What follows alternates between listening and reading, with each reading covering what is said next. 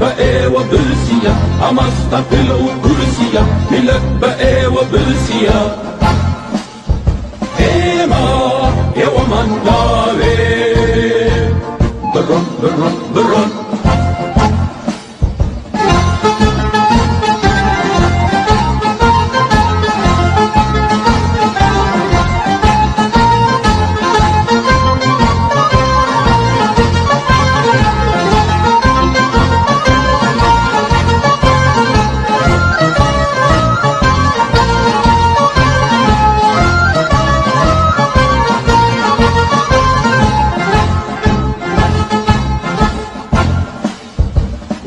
سازی و هلی کردن وانه و برنامدن واچک سازی و هلی کردن وانه و برنامدن یواد زو ملت کجن روی انگلا اکوجن و پاری نوتو داتمن وانه ابوری و اتمن وجدان لئي ودانية وأنفة لبرنية وجدان لئي ودانية وأنفة لبرنية إيما يا ومن داوي برون برون برون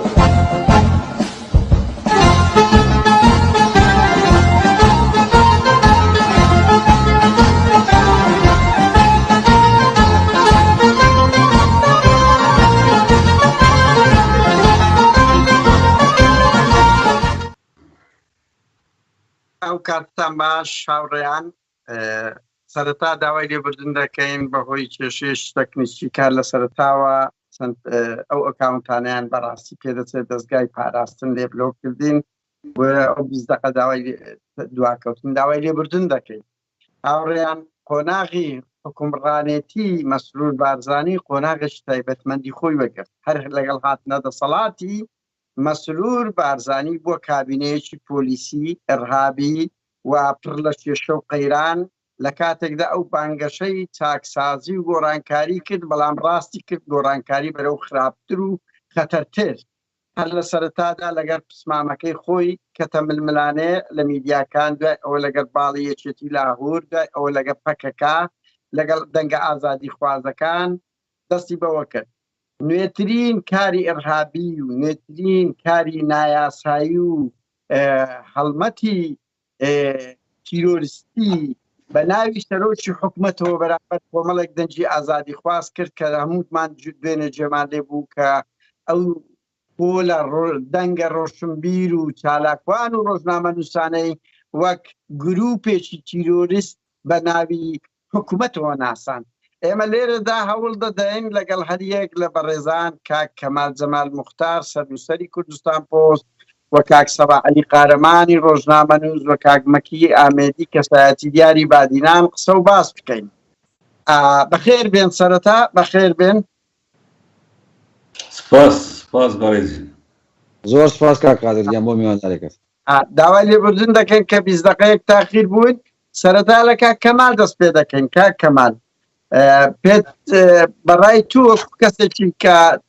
ئەوە هۆی چییە ینی مەسرور بارزانی هەرکە هاتە دەسەڵات زۆر لە پسمامەکەی و تایبەتمەندی خۆی هەیە ئەگەر سیر بکەین زیندانەکانی پڕ کرد ئەگەر سیر بکەین لەگەر هەموو لایەک کەوتوتە سەنگەرگرتن ئەگەر سیر بکەین قۆناغی مەسرور بارزانی پڕە لە قۆناغی ئەرهاب گرتن کوشتن و تەنانەت گەیشتە ئەوەی پەل بەهاوێ لە ئەوروپا لە مەکی ئامێدی ئەوڵی کوشتن بدات و هەوڵی بدات لە سلێمانیش کە ئەوانە هەموو قۆناغی مەسرور بارزانیە لە سلێمانی لە ڕۆژنامە نووسیدا لە سلێمانی هەوڵی ڕفاندنی سۆران مەردەدا ئەو قۆناغە چۆن لێکە دەیەوە کاک کەمال بەڵێ زۆر سپاس دەنگمەگاتە لاتان بەڵێ دەنگمەگاتە لاتان بەڵێ زۆر سپاس سپاس کاک قادریان نازانم لە چۆوە دەست پێ بکەم بە تایبەتی زۆر کەمتر من لەسەر ئەو ڕووداوانە و قسەی بە پرس و سەرکردەکان قسەم کردو و ئەیکەم بە تایبەتی لەسەر ئەو لێدوانە ڕۆژنەماوانەیەی مەسروری کوڕی مەسعود بارزانی چووکە بەلای منەوە مانە لێبوونەتەوە لەوە دانەماون ڕخنەیان لێ بژیرێت یان قسەکانیان بە هەند بۆ بژیرێت. ئێمە ئەگەر بە دوای چارەسەر ئاگەڕێن نابێت بە هیچ جۆرێک وەڵامی لێدوانی هیچ بەرپرسێ بدەینەوە، چونکە وەڵامدانەوە بەشێکی ئەبێت بە ڕخنەگرتن لە ئەدای بەڕێوەگرتنی دەسەڵاتەکەیان کە تۆ ڕاستەوخۆ یان ناڕاستەوخۆ ڕێگایان بیشانە دەیت پیانەڵێیت کەوا ئەم قسانە گونجاوە یان گونجاو نییە، وەکامە گونجاوترە بیکەن، وەکامە باشترە بیکەن، وەکامە خراپترە نێکەن. ئەوان تازە لەوە بوونەتەوە کوتم نەک خزمەت تەنانەت قسەی جوان و گونجاویش بکەن، لەوە بوونەتەوە کە کردداری جوان بکەن. قسە و کردار تەواوکەری ڕووخرا و گوێری کەسایەتیەکان. تۆ هەر کامێکیانت نەبوو ئەوی تریانت کە کردت بە درۆ دەرەچێت. ئەم دەسەڵاتە دەسەڵاتێکی زۆڵە جگە لە دەستدرێژی بۆ سەر کەرامەتی خەڵکەکەی بۆ ئەوە نەهاتووە کە کردداری باش بکات و خزمەتی ئەو خەڵکە بکات، بۆ ئەوە نەهاتوون کە ڕۆژێک درۆ و دزی و ساختەشێتی و خیانەتی تیانەکەن، چونکە ئەرچی ئەوان ئەمە نییە کە ئێمە لێیان داواکەین شتی چاکە بکەن یان کردداری باش بنوێنن. ئەرچی ئەوان وەکسی خوڕێک و خائینێک خیانەتکردنە لە کورد، هەڵۆشاندنەوەی سێکتەری کۆمەلگایە، برسیکردن و بێنان و بێئا و بێکارەباکردنی خەڵکەکەیەتی. هەموو ئەو مافەیان لێ سەنوونەتەوە کە بچووکترین دەستکەوتی مرۆڤایەتیە. ئەوان وەکو مرۆڤ سەیری کورد ناکەن، بەڵکو وەکو ئاژەڵ و باڵندەیەک پێیان ڕائگەیەنن کە کورد لە باشوور پێویستی بەو شتانە نییە. ئەم دەسەڵاتە لەوەتەی ئەم گەل و نیشتیمانەت هەیە ئەمانە نامۆن پێی بە هەموو شتێکی ئێمەش نامۆن. ئەوانە هەرێکەیان بەس کە زۆڵ و بێژیەکن ڕاستە لە کورد لە دایک بوون، بەڵام بە حەرامی و بە ناشەرعی لا ڕەحمی دایکیانە لە دایک بوون، لە باوەشی داگیرکەرانە گۆشتکراون و پەروەردەکراون. نابێت چاوەڕوانی کاری باشیان لێ بکرێت، دەبێت برێن بە دادگای گەل. ئیتر ڕەخنەی چیان لێ دەگرن؟ ئەگەر گەل دەبێت یەک بگرێت، گەل دەبێت خۆی ڕێبخات، ئەوسا گەل ئەتوانێت دادگایی ئەمانە بکات. ئەمڕۆ کەسێک بە تەلەفۆن ڕێکەوتێکی سەیر بوو، ئەمڕۆ کەسێک بە تەلەفۆن لە ئەڵمانیاوە پەیوەندی پێوەکردن، کۆمەڵی ڕەخنەی لە کوردستان پۆست کرد، وتی ڕەخنە و نووسین نرخی نەماوە. کاتێک دەسەڵاتێکی بەرزڕەوش کۆمەلگایەکە کە بێتە ژێردەستی تێیدا کورد دەستدرێژی لە خوشک و لە دایک و لە کەسی نزیکی خۆی بکات، کشەکان لە بری ئەوەی جوانکاری لە ڕەوشت و لە مێشکو و بیرکردنەوەی خۆیان ناکات، دەچێت لشت و لێ و ڕوومەتی بۆ بەرپرسێ جوانەکات. ئیتر نووسین نرخی چی ئەمێنێت لێرەیە؟ شیرازەی ئەخلاق لەم نیشتیمانەدا تێک چووە. مەسعود بارزانی لە من و تۆ باشتر ئەزانێت کەوایە، بۆیە ئەو هەموو درۆیانە ئەکات تا خۆی لە ناو زەلکاوەکە بهێنێتە دەرێ، نازانێت کە بۆگەنەکە خۆیەتی. ئێمە دەبێ بە دوای میتۆدێکا بگەڕین کە بتوانین ئازاریان پێ بکەین. ئەگەر ئەو میتۆدە بەکار نەهێنێت هەر ئەبێ بەردەوام چاوەڕوانی دەیان کارەسات و سەدان لێدوانی درۆینەی کوڕە زلەکەی مەسعود بارزانی و قسەکانی پاڤێل و دەستدرێژی پەرپرسەکانی تربین. یان ئەوە تا کوڕێکی شێتی وەکو کوڕەکەی تاڵەبانی کە تاڵەبانی خۆی بەدەمی خۆی ئەڵێ من دوو مناڵم هەیە، کەرێک لەگەڵ قوبادی کوڕم کەرەکەیان پاڤێلە. ئێستا پاڤێل چارەنووسی شاری سلێمانی کەوتۆتە دەست. ئایا بەڕخنەگرتن و قسە پێوتن ئەتوانین چارەسەری ئەم بارودۆخەی هەرێمی کوردستان بکەین؟ ئایا توانین ئەمانە دووربخێنەوە لایەن بەری؟ یان بەو میتۆدەی کە ئەبێت بەکردار قسەکان جێبەجێ بکەین و ئەمانە بدەین بە دادگا؟ مرۆڤ نابێت بە ڕووتی بچێت و سنی خۆی بدە بەدەم گولەوە لە خۆ پیشاندانەکان ئەکرێت. مرۆڤ نابێت ئەوەی کە بەدەم دەری ببڕێت بەکردار کاریشی بۆ نەکات. کاک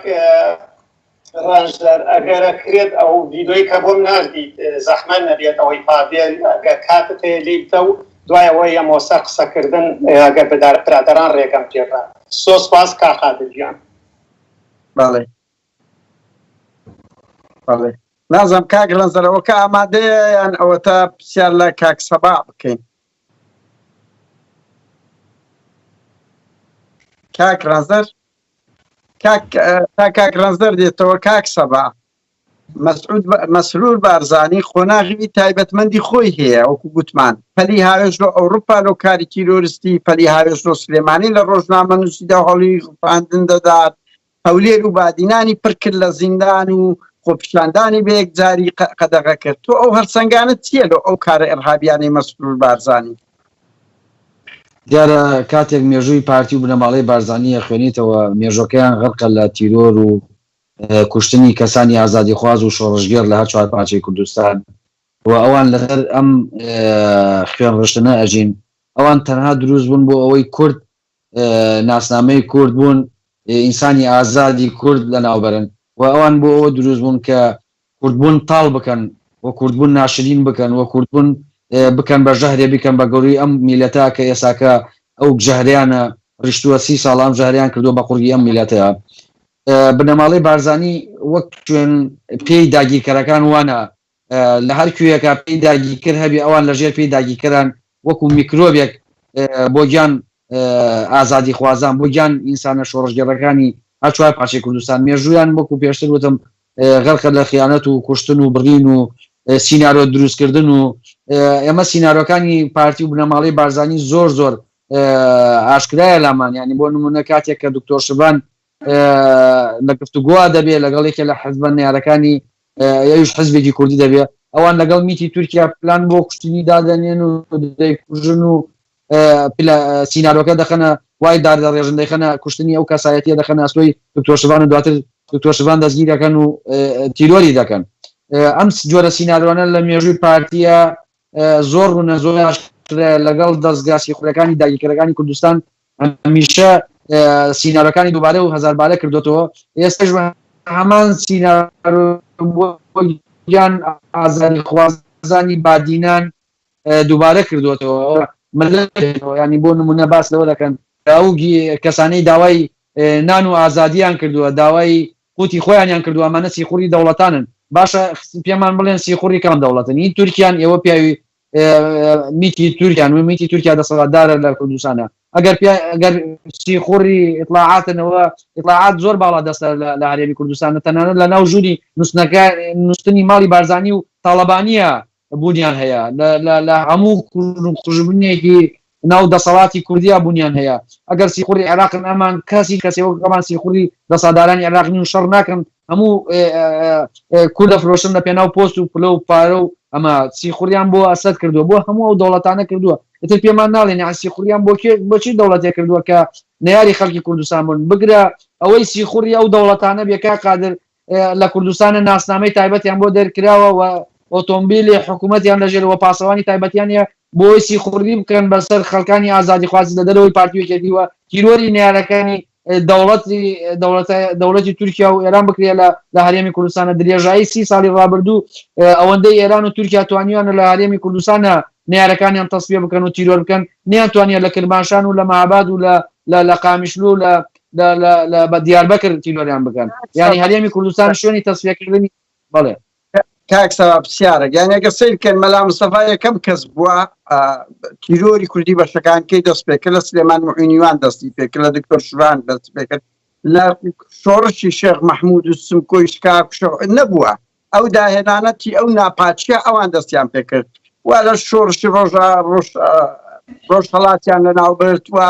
لە کاتی سەرهەڵدانی شۆڕشی ڕۆژ ئاوادیسان بوونە گەورەترین لەم پەر لە بەرامبەری ینی بە کورتی هیچ هێزێک بەقەت پارتی دیموکراتی کوردستان هەموو هێزە کوردستانەکان کۆکەوە بەقەت پارتی خیانەتی نەکردیە بە ئێستا کەشەوە بە ئەو ڕۆکەشەوە کە دەبینین دەگە جەشی تورکی پێکەوە ئەفسەری تورکاڵێ جلکی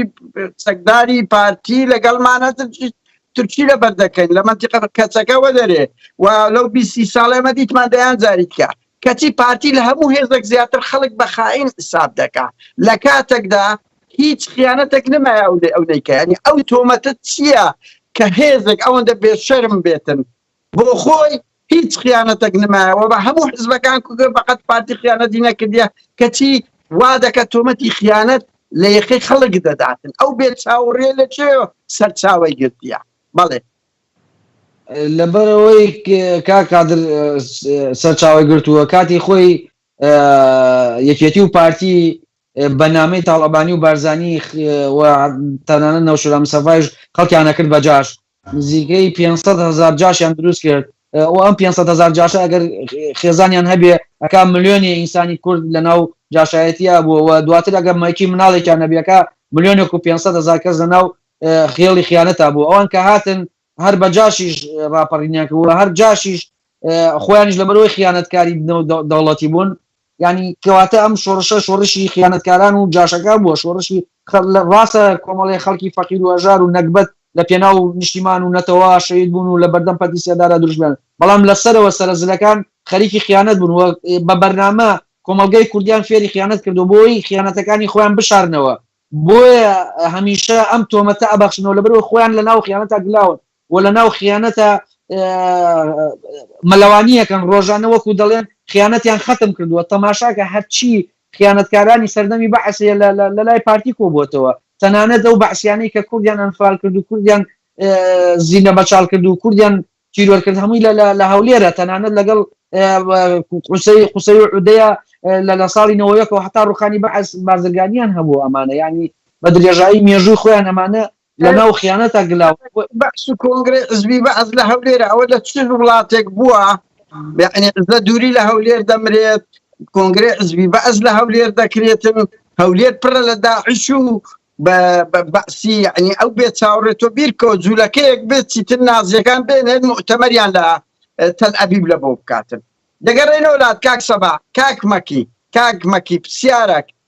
مەسرور بارزانی ڕوبەڕووی زۆر ئیدانەی دەوڵەتی بوویتەوە لە بەرامبەر دەستگیرکردنی ئەو هەموو ژورنالیستەی بادینان و چالاکوانە یعنی یەکەم جارەمت بۆ خۆمەوەندەی ئاوە بم یعنی هەموو کابینەکانی هەر هەش کابینەکەی کە و هەر 30 ساڵەکەی تر 29 ساڵەکەی تر بەقەت ئەو ساڵ ئیدانەی نێودەوڵەتی لە ئاستی باڵا نەکرا لە ئاستی ڕێکراو کەچی بەردەوامە لەو سیناریۆی کە ئەوانە هەوڵی تەقینەوەیاندا ئەوانە تیرۆریستن تەنسیقی خائینن لە کاتێکدا هەمان ئەو تومەتانە لەو بۆ کۆسر ڕەسوولشیان دروست کردی تەقینەوەی زاخۆ لە بۆ مستەفای سەید قادر لە بۆ نەشتیوان مستەفا لە بۆ هەر یەکێک عەقڵ دەگری بەس ئەو ڕقوقینە چییەوە دژی بادینەکانە ئەو فشارە گەورەیان لەسەرە کەچی ئامادە نیە تا ئێستاکە مەهاجە بداتە پارێزەرەکانی بەنمونە بەڵێ کاک قادر سڵاو ڕێز لە تو لە میوانەکان لە بینەرەکان ئەوەی ڕاستی بیت هەمی ژیانە پارتی دموکراتی کوردستاندا و ژیانە سیاسیە ماڵا مستەفای و کوڕێت ماڵا مستەفایدا وەکی وان دووسێ ساڵان نەبیە و خەلکێ دەڤەرە بەهدینە بە وی ڕەنگی دژی وا ڕابن بە وی ڕەنگی بەرامبەر vê binemalê rabin û nerazîbûna xwe diyar kin bo wan wek tu dibêjî şok yanî tişteke cihê sersormanê ye wan qet bawer nedkir ku dê gencê behdîna mamostayê behdîna rojdamevanê behdîna dê rabin dijî vê binemalê rasin û siyasetî ewan dewestin eway êsta rû deda li behdînan ştêkî taze bû meşrûr û bû bawkî û bû hemû Partî Demokratîk Kurdistan وقتی ام دبینین مسرور بارزانی وان سیخور قلم داد و تقدر قلم داد اگر اول سیخور بان و تقدر بان افهمو رخراو جهانی افهمو پرلمانتارن اوروپا افنا رازی مناخونه دیار کرد و انسان سیخور یعنی آخر نامه ودیدش پرلمان اوروپا البروکسل کرنامک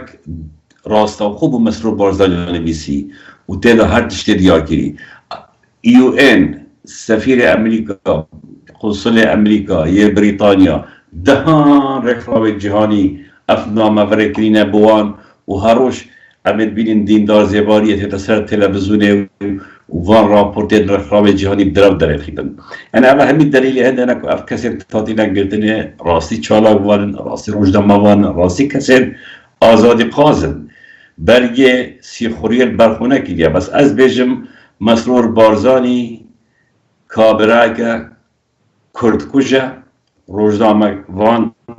یه دستیواتی نکشتنه کسی آزادی خواهد دستیواتی نکشتنه یه هاتی قاط و روات گتیره برخو وصف باور کد که سروکی حکمته ام همین زانی مسعود بارزانی نجیبان بارزانی مسرور بارزانی میتا ترکیه سرپرشتی آواد کتی و پربند بتن ام همی زانین اف هیرشا دهی و چه بیل برگاره یا ترکی چه بی او طیاره البامر ریبون او لشکر البامر ریبو دا کردستان عراق لو بنکت سربازی ترکیه کردستان عراقش برکو مسرور و مسعود و پارتی مقال کردستان دزگه کن اش دزگهت میدا ترکی اما بلگه من بیشین دهان بارگاهت میدا ترکیه دورا بعدی نایت قرآن دایت نافمان دا یعنی اما اومد یاد کرد کو مسعود بارزانی تمامی خود تسلیم ترکیه کری و ترکیه میدا ترکی واپره بدن دبی مسعود بارزانی بیشتر اما سیخورن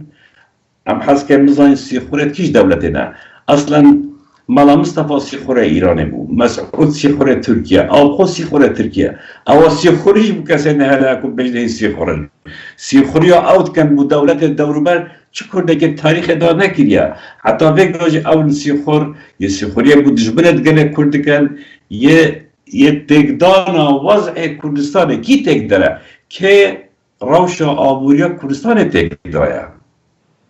مسعود بارزانيا نيشيرا مسرورة اما روشا آبوریا تک دای و چالاک والد بهدینا روشا آبوریا کردستان تک ندایا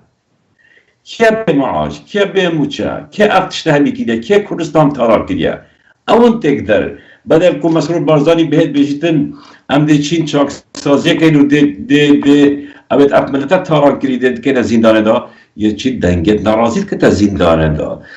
خالقا زورا گرینگ بره عوض با بیشم سالت نوتا دا پارتی دموکراتی کردستان صدان چالاکوان و کسی سیاسی نرازی لبرا بهدینا ترور کرین سال 1991 که حتی که 2005 327 کسی بهدینا ترور کرین البته نکنشن ترور کش برکو دنیای هاتی گورونه سوسیال میدیا یا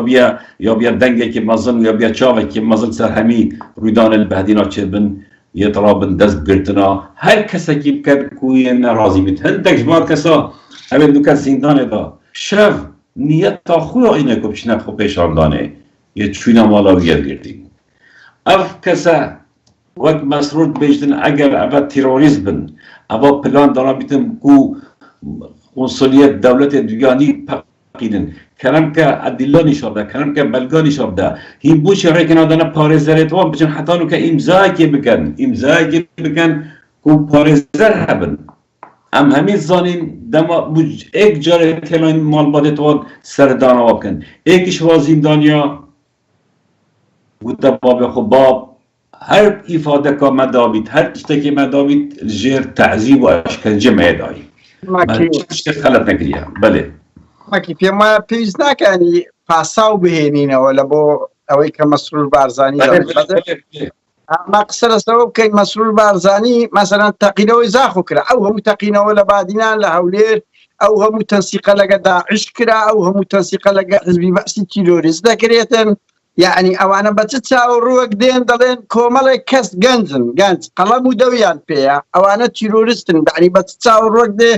بەبێ ئەوەی بەڵگەیەکە بێ بەبێ ئەوەی پارێزەر بگاتە ئەوەی ئەو بێ چاوەڕوێ لە چێوە هەڵقوڵایە یعنی لۆ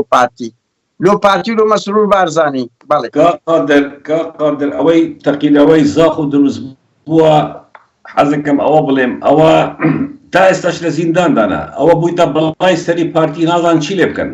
چونکە سوور دەزانن ئەوە عیلاقەتی بە تەقینەوەکە نەبووە ئێستاش لە زیندانی دووکە حکومەکەشی تەواو بووە بەرنابێ یعنی نازان چی لێ بکەن من لەو بارم لەگەڵ ئەم چالاکوانانەش هەما شتیان بەسەر دێ نازانن چی لێ بکەن ئەخیرەکەی با حکوم بکەن دوای حکوم خەڵک ئەشتە لایە قسە ئەکەن با ئەگەر ئەوان جورئەتیان هەبێت دەیان بەنە محکەمە و بزان ئەو چالاکوانە لە محکەمە چ قسەیەک دەڵێن ڕاستەکەن هەمووی دەڵێن با ڕێگا بە ڕۆژنامەنووسەکان بدەن بچنە ناو قایم محکەمە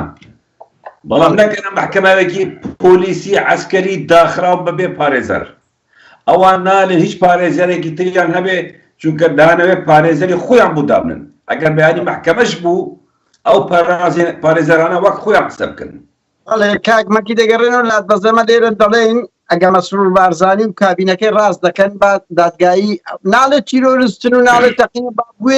با بوێرێت دادگایەکە بە ئاشکرا بکاتن ئەگەر ڕاست دەکات. کاک کەمال جەمال موختار سەرنووسەری کوردستان پۆست، کاک کەمال تۆ پێت گوت ڕادوا بوو کە لەگەڵ ئەوانە نابێت ڕەخنە بژیرێ، بەدیلەکەشت بە تەواوەتی تەرح نەکرد، باشە تا بەدیل دروست دەبێ یعنی کاسە چوشی مەسرور بارزانی پارتی یەکێتی خەڵک دەگرێ دەکوژێ چه بکرێ یان ئاوا دێتن بە ناوی حکوومەتەوە بە ناوی دادگا و بڕیاری مطلق دەدا، یعنی ئەوە هیچی دادگایە بێ بڵێ بابە ئەوانە چیان کردیا و دوای تحقیق و دوای بینینی پارێزەر بەس مەسرور بارزانی مطلقاً قسەی کرد بەس سەرەتا بێەوە بڵێم کە ئێمە نابێت بەلامانەوە سێ بێت مەسرور بارزانی ئەو وەڵامەی یاوەتەوە چکە کاری ئەوەیە ئەوە لە تۆ نەکراوەتەوە تۆ وەڵامێکی تر بێتەوە لە هیچ کەسێکی ترمان نەکراوە ئەو وەکو کەسێکی بەرپرس وەکو کوڕی کەسێکی تاوانبار و خاین و خوێنڕێژ هەربێ ئەو وەڵامە باتەوە لە تایبەتی لە کاتێکا کە لە دەسەڵاتە هەیە یەمەوە سەر ئەوەی کەوا بڵێم ئەو قسە و ڕابۆچوونەی کە مەسرور بارزانی وەڵامی ئەو ڕۆژنامەنووسەیەوە کە لە لای خۆی ئەو ڕۆژنامەنووسە باوەڕ پێکراوە. من زۆر دیقەتم لە قسەکان نات چ لە پرسیاری ڕۆژنامەنووسەکە و چ لە هەڵسوون و قسەکانی مەسرور بارزانی بە تایبەتی پرسیارەکە ئەوە بوو لەسەر ئازادی ڕادەربڕین لە هەرێمی کوردستان کەوا چالەکەوانان ئیسا لە زیندانان یان ڕۆژنامەنووسان بە یاسای سزادانی سزای عێراقی سزا ئەدرێت لە کاتێکە ئەبوو بە یاسای کاری ڕۆژنامەنووسی ئەوانە سزا بدرانایە یان دادگارکرانە. هەڵبەت کاتێکە ئەم باسی کاری ڕۆژنامەنووسی یاسای کاری ڕۆژنامەنووسی هەڵبەت ئەو یاسایش یاسای سەندیگای ڕۆژنامەنووسانە کە بەشێکە لەو دەسەڵاتە.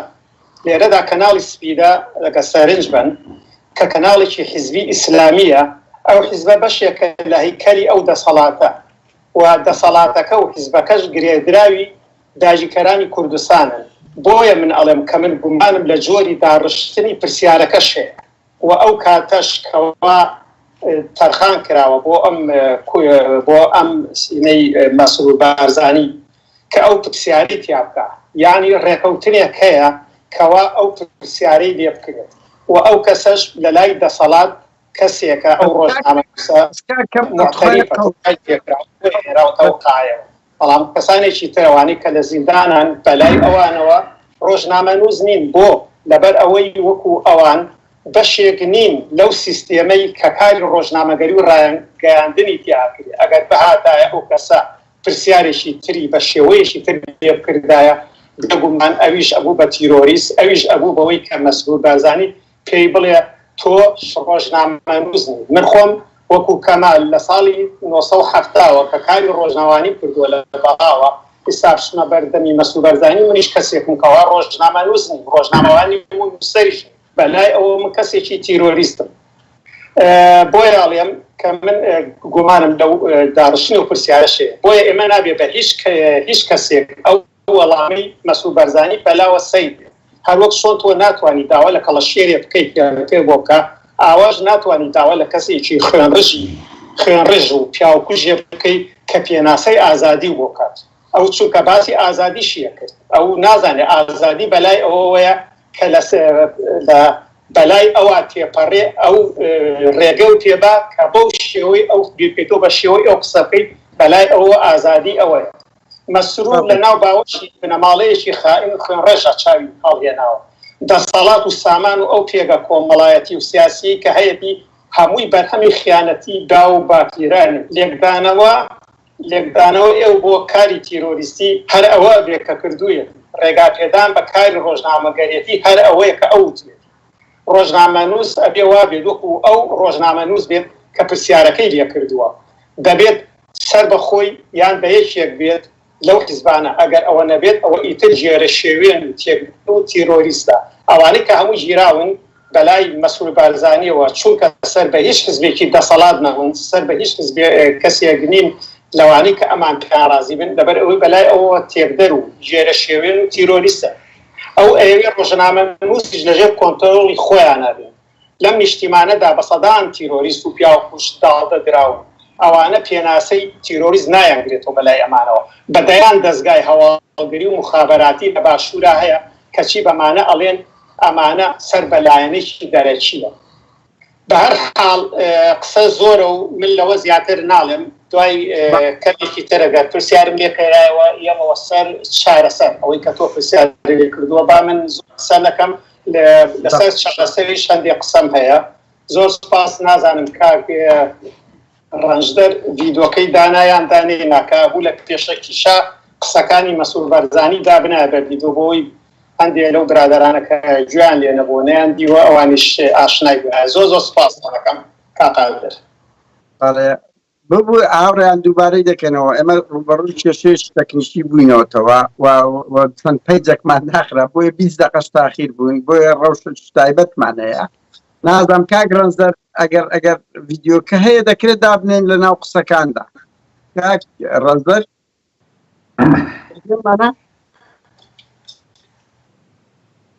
بە هەر حاڵ باشە کاک سەبا مەسرور بارزانانی دێ بە ناوی سەرۆکی حکوومەتەوە بە کەیف خۆی بڕیار دەدا بە بەیاننامە دەرەکات دژی یەکێتی دژی ئامۆزاکەی خۆی ئەگەر بێتەوە هەر لە بدایەتەکەی هاتنە دەسەڵات هەڕەشەی کرد کە دەستی ئەوانە دەبڕین بە لاهوری شێخ زەنجی گۆت تاقمێکی ئەوە دێ بە ناوی سەرۆکی حکوومەتەوە دەڵێ لە جیاتی دادگا و لە جێ بە ناوی حکوومەت قسە دەکا و بڕیار دەدا باچی بە هیچ ڕێکخراوەکی جیهانی نییە. یەکێتی و گۆڕان مووقعیان چێ لەو شتەدا یعنی ئەوان لەبەرەوەی مەسوول بە ناوی پارتی قسە ناکە بە ناوی دەستگای پارازە قسە ناکە ئەو بە ناوی سەرۆکی حکوومەت قسە دەکا ڕێی یعنی بە ناوی هەموو حزبانەی کە لە حکوومەت دانا ئەو تەمسیلە دەکە لێرە یعنی بەنمونەک بڵێم سۆسیال دیموکراتی سوید کە قسە دەکا لەگەڵ پارتی ژینگەی سوید ئەبێ لە یەک خەت بێ بە پێی ئەو خەتە گشتێ بێ کە دانرایە زۆر سەیرە لەولای گۆڕان وەکو قسە دیارە ئەمە دەڵێن وەکو قسە سەرۆک سامسۆنەکان دەڵێ دەبی بەردرێ کەسی مەسوول بارزانی دەرێت تیرۆریستن بەنمونە میدیای سۆسیال میدیای یەکێتی ئەوانەی پێ ئازادی خوازە کەسی مەسوول بارزانی بە ناوی هەموو حکوومەت و حیزبەوە دێت حکوومەتەوە دەڵێ ئەوانە تیرۆریستن. قسەی تو چێ لەسەر ئەو دەبلمڕانەیە یەکێتی و گۆڕان؟ کاک قادریان ئەمانە یەکێتی و گۆڕان و ئەمانە کۆمپانیان و بەرژەوەندیان هەیە و قەت هیچ کەسێکی بازرگانی چاوچنۆک و خوێنڕێژ ئامادە نییە شتێک بکات بێتە هۆی مای زەرەر بۆ کۆمپانیاکە. یەکێتی و گۆڕان دوو کۆمپانیان سەر بە پارتی لەوە زیاتر هیچی ترین ئەمانە حیزب نین گوناحە پێیان بڵێ حزب دوو کۆمپانیان لە ناو کۆمپانیایەکی گەورەیە کە پارتیش کۆمپانیای خیانەتەوە کۆمپانیای دزی و جەردەیە ئەمانە گوناحە پێیان بڵێ حزب بۆ خۆی لە دنیا مەهامێکی هەیە کەسانێک حەزبایەتی دەکەن کە دڵسۆزی نیشتیمانن و ئەم کەسانە ئەیانوێ نیشتیمان و بەرەو پێشەوە ببەن و عەقڵی کۆمەلگا بەرەو پێشەوە ببەن و خۆشگوزەرانی لە ناو کۆمەلگا بڵاوکەنەوە ئازادی و ژیان و کەرامەت بۆ کۆمەلگا بگەڕێنەوە. بەڵام ئەمانە بە پێچاوانەوە ئەیانەوە کەرامەتی تاک بەتاکی کۆمەلگای کوردی بشکێنن و گۆڕان و یەکێتی بەشێکن لەو مەنزومەیە کە ناوی حکوومەتە کە حکوومەتیش نییە و هەموو حیزبانەی بەشدارن و ئەوانیش بەشدارین کە بێدەنگ لە بەرامبەر دەستگیراوانی بادینان و هەڵوێستی توندیان نییە لە بەرامبەر ئەمە و بەیاننامەی توندیان نییەوە لەگەڵ کۆنسوڵی وڵاتانە کۆنابنەوە کە فشار دروست بکەن لەسەرەوەی کە ئەم ئازادی خوازانە هین بکەن. تەنانەت ئەوان بۆ یەکێتی خەڵکی خۆی لە بادینان و لە هەولێرە پارتی بە ئاشکرا تیرۆریەکە ناتوانێت داگۆکی لەکە هەروەکو کارێکی ئاسایی ئەیبینێ لە بۆ لەبەرەوەی بەرژەوەندەکانی ئەوان لەگەڵ پارتیە ئەوەندە بەرژەوەندی گەورەیە باکیان بە کوشتنی کادیرەکانی خۆیان نییە و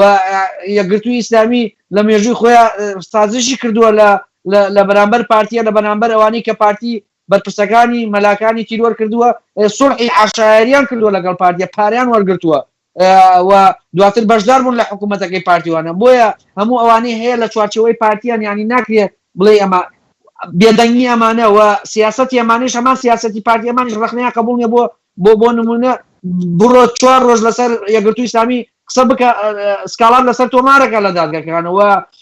بە جنێو فرۆش و دەیان کەسیان جنێوی ناشرین وە ڕوانەیەکی پاری پێدا و گۆڕان بە هەمان شێوە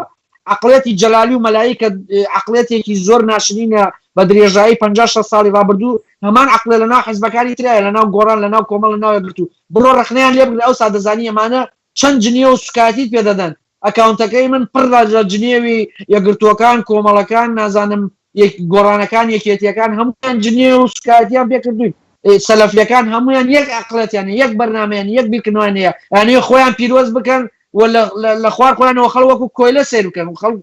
ئەوان وەکو عقلی دوێخان و ئاغا و شێخ و ئەمانە بیرەکەنەوە نابێت کەس ڕخنێ هەبێ لە سەریان نابێت کەس قسە بکە تۆ لەسەر مەلای قسەکە ئێڵە بۆ جنێو بەخوا دەی کاکە کێ قسەی بەخواداوە تۆ لەسەر سەلەفیە قسەکە ئێڵە کاکە تۆ کابرایەکی مولحید و کافری لەسەر یەکگرتوو قسەکەی مەبەستم یعنی کادر ئەمانە کار لەسەر پیرۆزکردن نەدەن ئێمەش لەم پیرۆزیانە دەنن کە پیرۆزی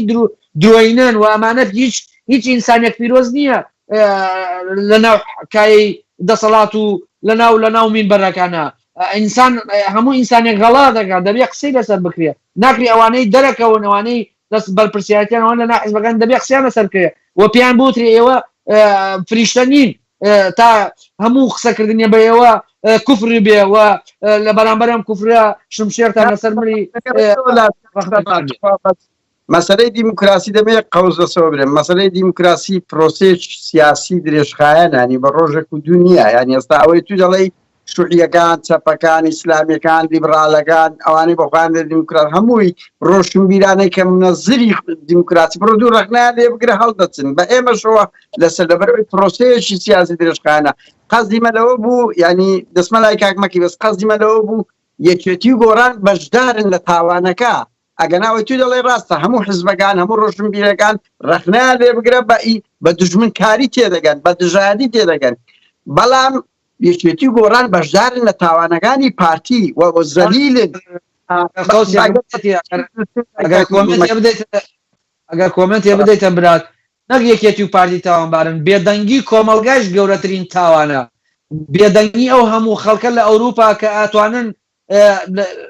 کاتێک کە ئێوەیە خۆت و ڕەنجدەر و ئەو برادرانەی دەچنە بەردەم بەرپرسانی یەکێتی و پارتی و یەخەیان دەگرن لە بەرامبەر سەرکوتکردنی ئازادی ئەگەر ئێوە 200 نەفەر و 300 نەفەر بن لە هەر وڵاتیەکە بەرامبەریان بوەستنەوە لە هەر شوێنێکە بەرپرسەکان یەکێتی و پارتیاتن ئەوروپا جوازی وڵاتان پێ ئێقامەی وڵاتانیان چەند پێیان پێ بگیرێوانی ناتوانن لە هەرێمی کوردستانە ئازادی خوازان بخەنە زیندان و سینارۆ بۆ دەکەن و بێدەنگی و کۆمەلگایە وای کردووە لە دەرەوەی وڵات دەبێت ڕخنەی تون لە کۆمەلگا بگیرێت لە بێدەنگی ئەو خەڵکانە بگرێت کە ئەوان لە ئەوروپا کەس ناتوانێت بێبیان کوژێ و لە ژێر دەسەڵات یەکێتی و پارتیانی نەوان دەتوانن وەکو ئێوە دەنگی دلێر بن لە ئەوروپاوە یەقەی بە بەرپرسانی یەکێتی و پارتی بگرن لە هەرکی ڕۆی یەلکەیان تێبگرن تەماتیان هێبن وەکو کەسانی بێزنا و ناشرین تەماشا بکەن نەک بڕۆن سێڵویان لەگەڵا بکردن و ڕستمیان لەگەڵا بگرن و ئەکاونتەکانیان بکەن بە وێنەی ئەم جەلاد و خوێنڕێژ و ئازادی کوژانە لە هەرێمی کوردستانە کە ژیانیان لە کۆمەلگای کوردی تاڵ زۆر سپاس لە هاوڕاتین ینی بەڕاستی دەبێت ڕخنە ڕۆشنبیری کورد بگیرێ لە لایفچیەکان بگیرە قسە نەکەن بچینە سەجادەش کەینە دوو بەرپرسەکان سکاڵا بکەیت کاکمەکی یعنی لەو ڕۆژانە برادرێک باز لەوەی کرد کە مەلا مستەفا وەختی چوویتە رووسیا لەگە خۆی دوسێ دیوی زیندانی بردیە لەوەتی بە بیرمان دێ یعنی ماڵی مەلا مستەفا شۆڕشی کورد بەگشتی یعنی ئەوی کە پێی دەگوترێت شۆڕش داهموو سعات داوای دیموکراسی کردیە بەس بەخۆی زیندان خانەیەکی گەورەی لەگەڵ خۆی هەبووە ئەو تەعزیبەی بەعس کردیدی هەمانە شکەنجەیان کردیە تیرۆری خەڵکیان کردیە ڕاشکاوانەتر بڵێن داجیکەرەکان شێوەیەک لە قانونیان هەیە بە ئێران و عێراق و تورکیا ئەوانەی شاخ ئەوەشیان نەبووە تیرۆری خەڵکێکی زۆریان کردیە بە تۆمەتی خیانەت هەر بە میزات ئەو عەقڵیەتە کوو هەڵدەسەنجێنی کە 60 ساڵە داوای شۆڕش دەکرێت داوای گۆڕانکاری و دیموکراسی دەکرێت کەچی بەخۆیان خەتەرتر بوونە لە داگیرکەرەکان باشترین نمونە زیندانی ڕایەت باشە خۆ زیندانی بوو غرێبی جوانە بووە و نێ زیندانەکانی کە جوانە بووە سەرنجت چیە لەسەر ئەو خۆشە ئەو عەشق بوونەی ئەو هێزانەی کە لە شاخ بوونە بەڵام لە داگیرکەرەکان لە فاشستەکان فاشستتر بوونە مەجای دیموکراسیان نەدایە لە بن دەسەڵاتی خوان شەڕەکانی ناوەخۆ باشترین نمونەیە لەو بوارەدا فەرموو قادر قسەکەت ڕاستە یعنی لەبەر ئەوان هیچ وەختێک هێزێکی ڕێکخراوایی نەبوون منەظەم نەبووین بەلکو عەشایری و خێلەکی بووە دایمان حەزی کردووە کە وەک سەرۆک عەشیرەت خەڵس و کەوتکە زیندانی خۆی هەبێ محکەمەی خۆی بڕیاری لە جێگای حاکم بدە لە هەموو کاتێک محکەمەیەکی شەکلیان هەبووە زیندانێکی گشتیان هەبووە کە خەڵک بدێن بەڵام لە هەمان کاتدا زیندانی نهێنی هەبووە بڕیاری کوشتنیشی بەدەست بەڵام مستەفا بووە ئێستا کە ئێمە دەبینی لە 91ەوە ئیتر چەند کابینەی حکومەتی هەرێم دروست بووە بڵێ مؤسسات هەیە حکومەت هەیە وەزارەتی داد هەیە محکەمە هەیە زیندانی پۆلیس هەیە ئاسایش هەیە بەڵام لە هەمان کاتدا ئێستا لە بارزان لە سوپای بارزان زیندانیەیەکی تایبەتی خۆیان هەیە نە ئەعتراف بە محکەمە دەکەن نە بە وەزارەتی داد دەکەن نە بە هیچ شتێک ناکەن مەجموعەی زیندانی خۆیان هەیە لەوەیە لەسەر ڕێگەی مەسیفی زیندانێکی تایبەتی خۆیان هەیە یعنی ئەوان هەموو وەختێک کە حکومەتیش هەبێ و حکومەتەکەی خۆشیان بێ بەڵام لە لایەکی ترەوە ئەوان زیندانی خۆیان هەیە بڕیاری کوشتنی خەڵک ئەیدەن بەبێ ئەوەی بگەڕێنەوە دادگا نەبەس ئەوە ئێستا حکومەتمان هەیە بەڵام ئێمە کۆمەڵێ کۆمپانیامان هەیە کە بەرامبەر حکومەت وەستاون بۆ نمونە ستێر گڕۆپ کەی مەسرور بارزانیە هەر بەشێکی کردوتەوە بۆ وەزارەتێک بۆ نمونە وەزارەتی پەروەردە کۆمپانیایەک هەیە ئیش و کاری وەزارەتی پەروەردە دەکەی ستێر گڕۆپە هەموو وەزارەتەکان ئێستاش بۆ نمونە وەزارەتی دادگایە بەڵام ئەوان دادگایەکی خۆی تایبەتیان هەیە کە کەس نازانێت کێنە زیندانی خۆیان تایبەت هەیە ئێستا زیندانەکانی ئەوێ بە سەدەها کەسی تێیا و کەسش نازانێت کێنە کەسش نانبینێ یعنی لە ناو بارزان لە گوندی بارزان زیندانی تایبەت هەیە ئێستا یعنی ئەمە نە حکومەت ئاگای لێیە نە حەزبەکانی کوردستان ئاگایان لێیە نا ڕێکخراوە مافە مرۆڤەکە ئەتوان بچناوێ ئەمە موسیبەتێکی زۆر گەورەیە زۆر گەورەیە ئەمە یعنی معقول نیە تو حکومەتێکێت هەبێ پێشەش حزبت هەبێ پەرلەمانت هەبێ بەڵام مەجموعەی چەتە زیندانی خۆیان هەبێ چۆن دەبێەوە دوورگەی بەرمۆدەیە دنیاش تایبەتە ئەو دەبەرەیە دنیایەکی تایبەت هەیە دنیایەکی تایبەت هەیە یعنی ئەوانەی کە ئەوان دەگرن بۆ نمونە دەهان کەیسم باس کردووە کە تۆمەتبارەکەی گیراوە بەر بووە یعنی تۆمەتبارەکە گیراوە حکوم دراوە 20 ساڵ 15 ساڵ 10 ساڵ دوای چەند مانگێک بەر بووە هەمووی بەڵگەن کە ئەمانە نەئەتراف بە حکومەتێک دەکەن کە خۆیان دروستیان کردووە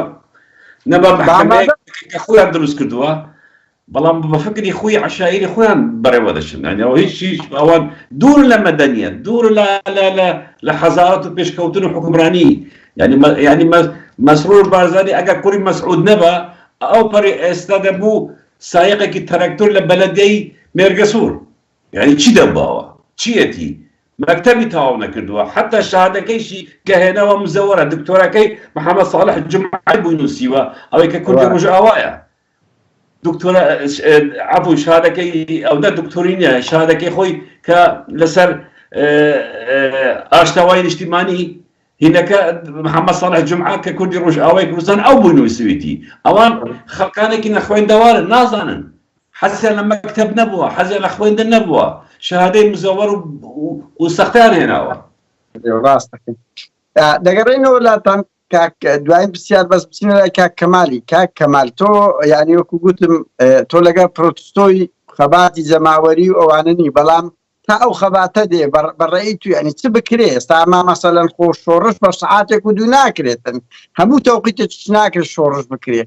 ئەوەی ئەتوو دەڵێ پێشنیازی تو لە بەرامبەر ئەو دەسەڵاتەی کە حکوومەت بەخۆیی کەچی بەخۆی گەورەترین بێڕێزی بە حکوومەت دەکا ئەوە کۆی کاگمەکی باس کەسە دوو دەوڵەتەیە دەوڵەتێک ئەوەی کە پێی دەگۆترێت دەوڵەت لە دەڤەرێکە لە مێرگە سۆر لە دەڤەری سۆران بەولاوە حکوومەتشکەیە کەس لە بۆی نییە ئەین تەسەوەر کە لەو هەویە دەرکردن چوو بنە سوپای بارزان هەر ئەو حکوومەتیان دەرکرد بوو گوتیان لە بۆ تانیێت تەداخل بکەن پرسیاری مە ئەوەیە چ بکرێت لە بەرامبەر ئەو عەقڵیەتە تا وەکو شۆڕش دەست پێ دەکرێت خۆ شۆڕش هەموو سەعات دەست پێ ناگرێت کاتی خۆی هەیە بەڕێی جەنابەت ئەو پێشنیازەکە دەتوێت بڵێ ئەگەر هەوڵ بدەیت 4-5 دقیقە ئەوە بکەی سپاس دەکەیت. قادریان زۆر سپاس دەست و دەمتان خۆش بێت بێگومانەگە بێت و منیش قسە بکەم و نمونە لەسەر ئەو قسانەی ئێوە بێنمەوە کاتەکە زۆری پێچێت بەڵام ئێمە پێویستە بۆ چارەسەری ئەم بار و زوڵفە بگەڕێن. تۆ چەند ڕەخنە لەو دەساڵاتە بری چەند تاوانەکانیان بخەیتە ڕوو بۆ چێ خەیتە ڕوو بۆ ئەو کۆمەلگایە ئەو کۆمەلگایی کەوا کۆیلە کرا ئەو کۆمەلگایی کەوا فرۆشراوە ئەو خەڵکەی کەوا زۆربەیان وەکو کاک سەباوتی بوونەتە بەشێک لەو دەساڵاتە ئەوی زەتر بە پیسخۆری بە گەندەڵی بە هەموو شتێکەوە ئەو دەسەڵاتە خەڵکەکەی لە ماوەی ئەم 20 ساڵەیە ڕاهێناوە.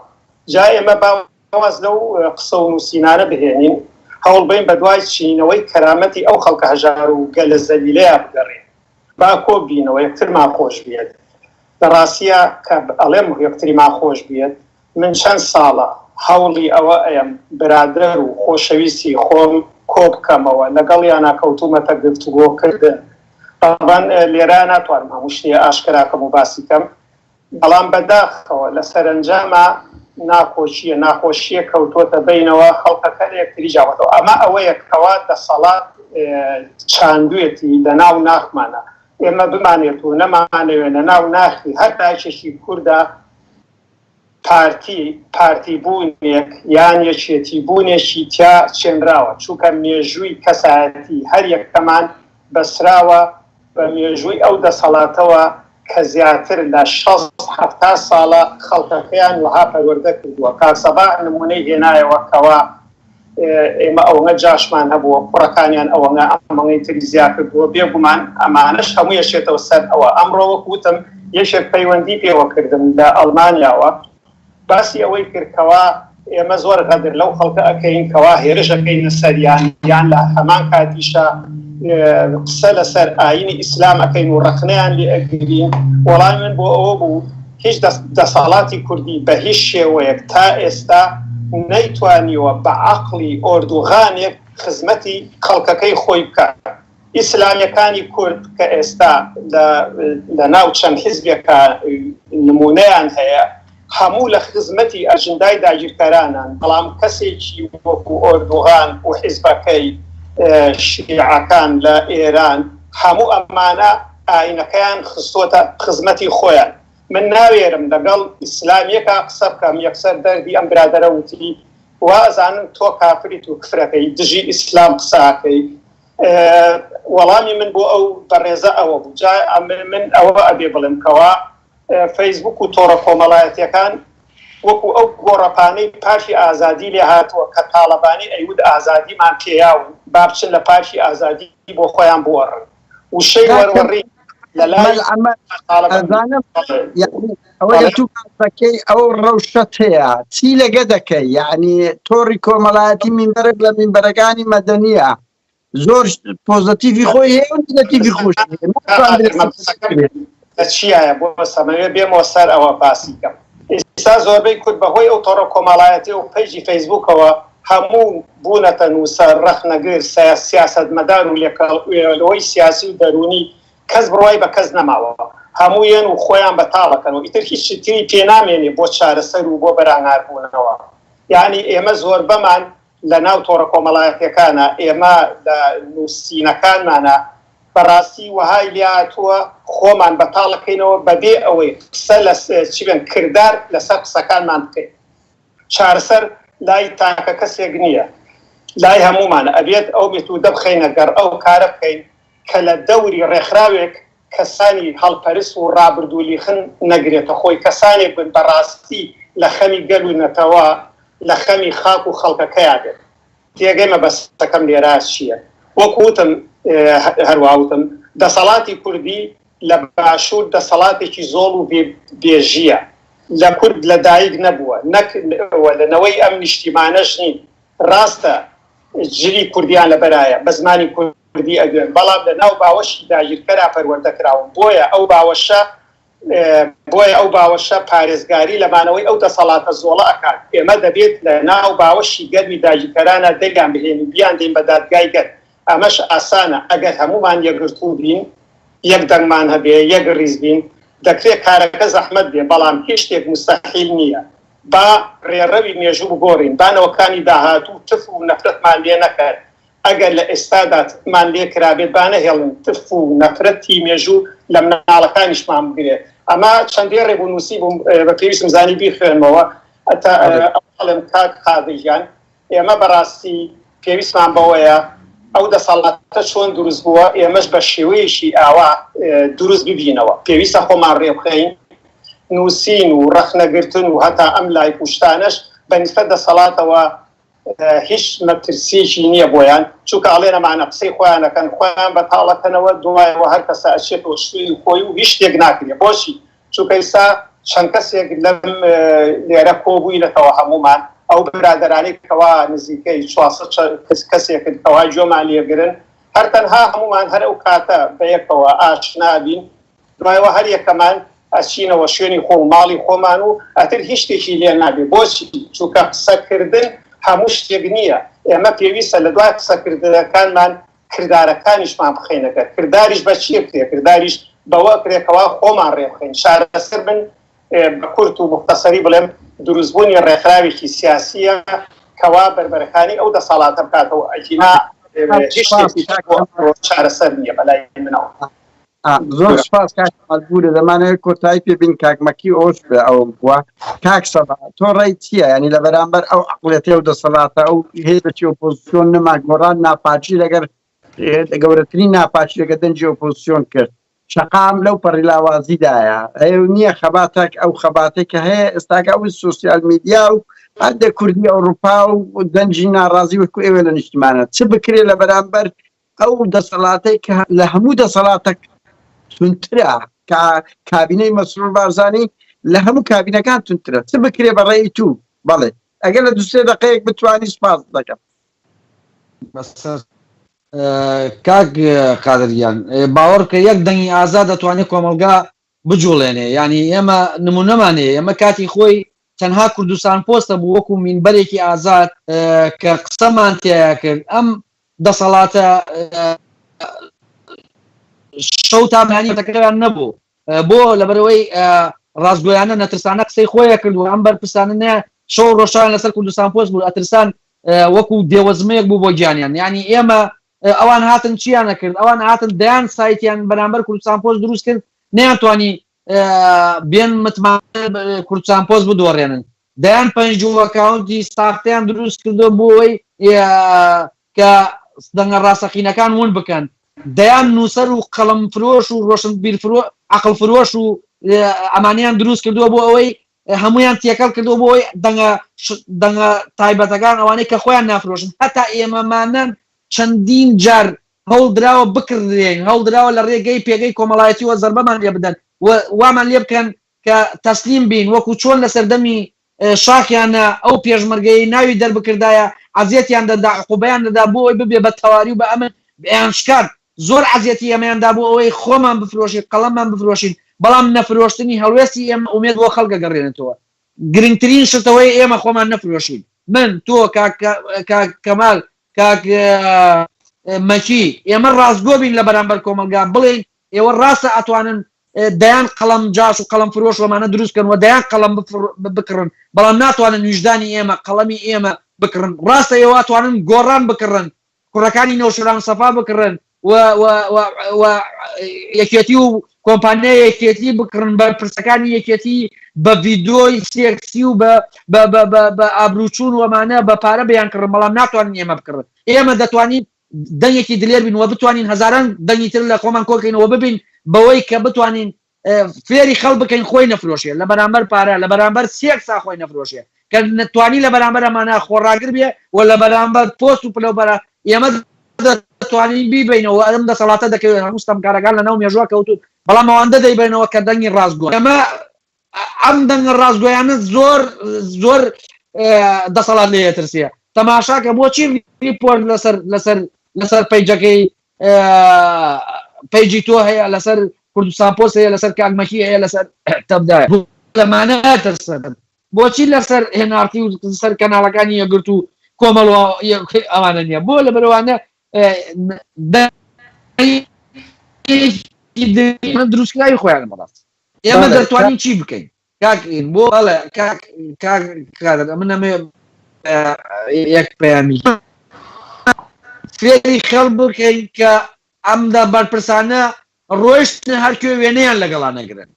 وەختیان نەکەن پرۆفایلەکانیان نەکەن بە وێنەیان بەرپرسانە بەس بەمە یعنی عقوبەیان بدەن کاکە لایک کۆمنتیان بۆمەکەن کاکە دەستخۆشییان بۆ لێەکەن ئەبێ ئەمانە وا کاکە وا هیچت پێ ناکرێت ئینیان بۆ من عقوبەدانە کاکە کاک سەبا سپاس بۆ سەرجەت بەس شتێک بڵێن بەڕاستی خەڵک ئێستا پێ عیبە دیفاع لە پارتی و شێتی بکە بە ناز ناون یعنی ئەوەندەی ئەمە دەبینین لە فەیسبوک من لە 2000ەکان بە لێشاو بوون بەس ئێستاکە ئەوانەی پارتیوێکێتیش پێیان شەرمە دیفاع بکەن مەگەر بە ناز ناو بێت دووش ئەو دەسە و چەرنجەی تو زۆر ڕاستە یعنی پێشمەرگا بوون 500 پێشمەرگەیەک هەزارێک لە شاخ مابەوە لە دوای 89 هات بەس بەو هەموو دەسەڵاتە زەبەداعی خۆی کەسی کە ڕاپەڕین جەوەک دروست بوو هەر ئەو 500 تۆ بتوانی ڕاپەڕین بکە ینی بۆیە ئەگەر بڵێ ئێستا پارتیوشت هەرچیان کرد بێ ئەمە کاتی ئەو دەنگە ناڕەزایەتیانەیمان دەتوانن شۆڕ بکەنەوە کاک مەکی دوای شت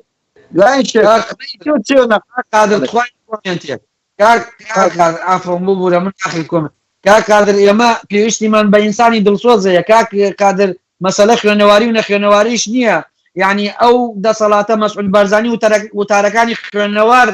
بۆیە نووسیە لە تەلەڤیزیۆنەکەیەوە خوێنەوار و ڕۆشنبیرەکانی کوردن عقلی خۆیان فرۆشتۆ دیفاع بۆ شێخ بن زاید کابرایەکە لە بەرەوەی نیشتیمان و نەتەوەکەی خۆی خۆشە بڕۆ بزان چی وڵاتێکی دروست کردو بۆ هاوڵاتیانی خۆی بەڵام ئەمانە دوژمنی نەتەوە و نیشتیمانەکەی خوانن دوژمنی ئەو ئینسانانە لەسەر ئەم سەرزەمینە ئەم خاکی هەرێمی کوردستان ناژێت بۆیە پەیوەندی بە دڵسۆزی ئێمە ئەگەر دڵسۆز بین ئەیبینەوە ئەمە گرنگە ئەمە خاڵی گرنگە بێ ئینسانی دڵسۆز و نیشتیمانی دروستکەین ئینسانی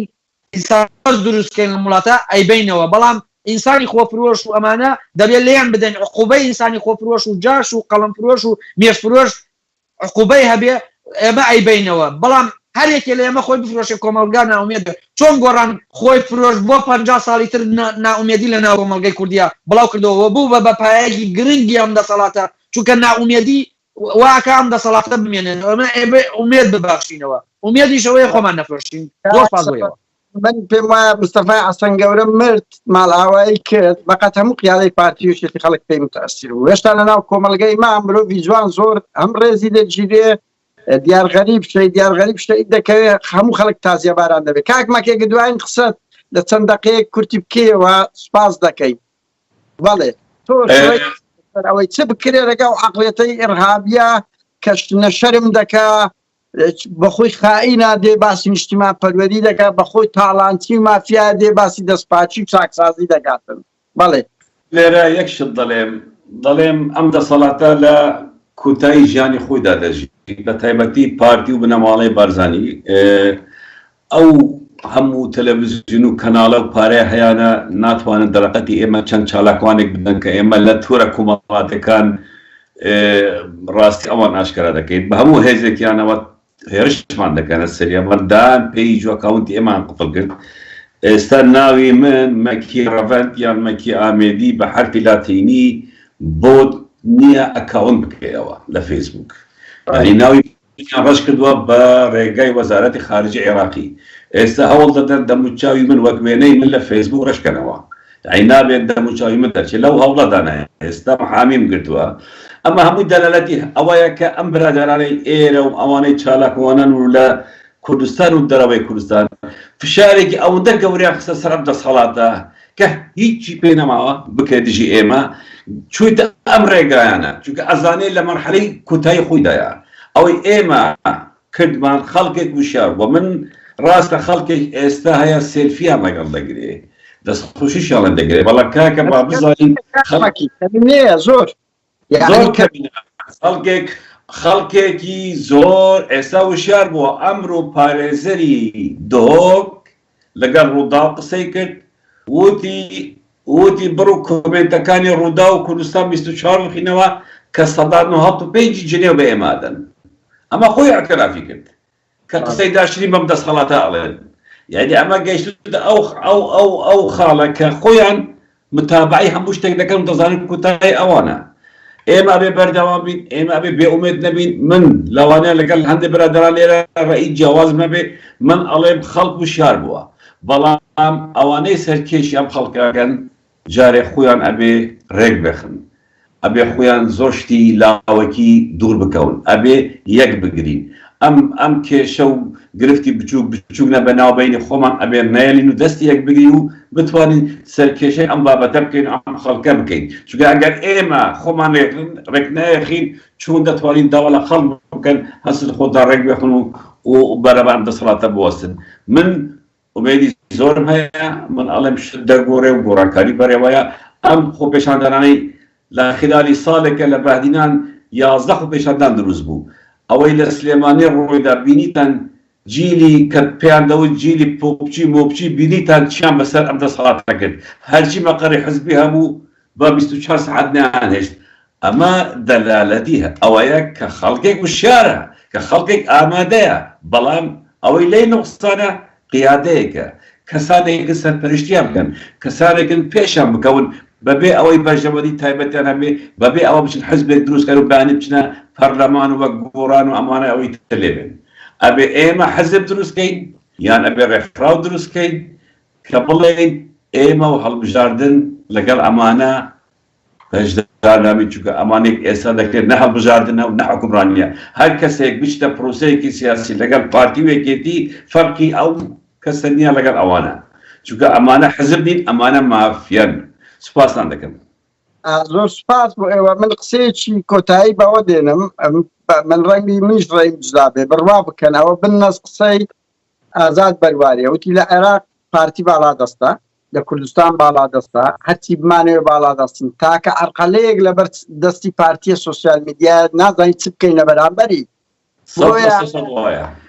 ینی ئەوە قسەی ئازاد بەرواریە لە کۆبوونەوەیەکی دیاری خۆیان عەرقەلە نازان چ بکەن. بۆیە وەکو کاگمەکی بە ئەوەی باس کرد، ینی چەند پێیجێکردنی هەر ئێستا 4 ئەکاونت کاگڕەنتە دەرە لێمان قفل بوو، بۆیە 22 دقەش تاخیر بووین، وەنیا چ دەردێک دەدرێت بە تەبدە پرێس و بە هەموو پەیج و ئەکاونتانە. ئەوە دەلالت لە کاتێکداوان ئیمپراتۆریەتێکی ڕاگەیاندنیان هەیە. ئەوانە ترسنۆکن، دەزانن قسەی ئێمە مانان زۆر سەنجی زیاترە لە ڕوودا و کوردستان بیستان و کوردستان. بۆیە ئایندە بۆ ئێمەیە و من دڵنیاشم ئەو ڕووداوانە بە 24 ساعت دەگۆڕێ. پارتی وێچێتی ئەو نمونەی بە کاگمەکی هیناجایشت هیچ بەرپرسە چێچێتی پارتی گۆڕان نییە کە پۆستێک دەنووسن 100 ڕسوا نەکرێت. بە خۆیان کەرامەتیان نییە. ئەگەنا بڕۆ 10 کەس نەمایە دەستخۆشیان لێ بکاتن. لەناو قوڵای پاراستن و ئاسایش ئێستا لەسەر لای حکوومەت خەڵک دەگیرێت. هاوڕێیان داوای لێبوردن دەکەین دووبارە لە درەنگ دەستپێکردنمان و لە هەر کەم و کورتیەکەمان بوو. سپاسان دەکەین. ئێمە دڵنیای هەموو لایەک دەکەینەوە. ئایندە بۆ ئێمەیە. کاتێکی خۆش. زۆر سپاس بۆ ئامادەبوونیەوە. سەرکەوتن.